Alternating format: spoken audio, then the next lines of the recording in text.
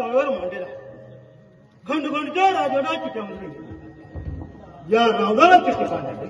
आपल्याला चिठ्ठी कोण मला घेऊन येणार?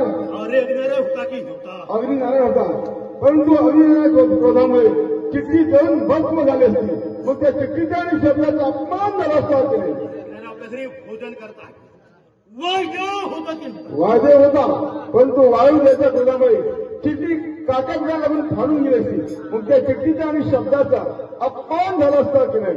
वायदे आपल्या घरी केर कचरा काढत आहे. गंगा होती की नव्हती? गंगा होती, परंतु त्या गंगेमध्ये चिठ्ठीचा भिजून गोळा झाला असता. मग त्या चिठ्ठीचा आणि आपल्या शब्दाचा अपमान झाला असता की नाही? गंगा आपल्या घरी पाणी भरत आहे.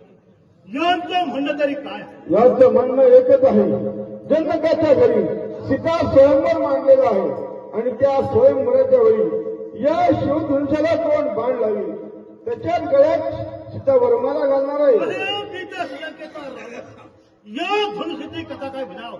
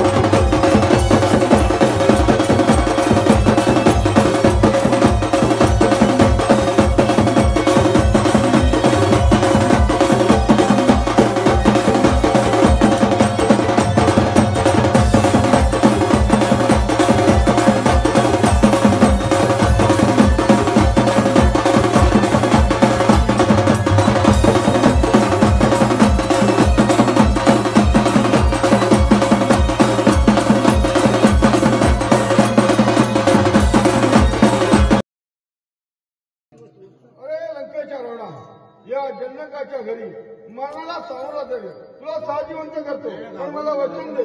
वचन घे. वचनाला मागायची नाही. बघा साधे साध माताची राग कधीच नाही. वचनाला मागायची. अगं बाय घाबरायचं नाही यांना.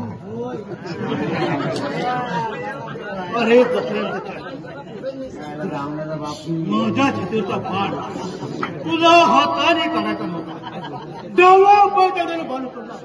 एक वेळ सीताला केला नाही तेव्हाच त्याचा रावण होईल. रावणा, तुझ्या बापाचे घडे भरून व्हायला लागले.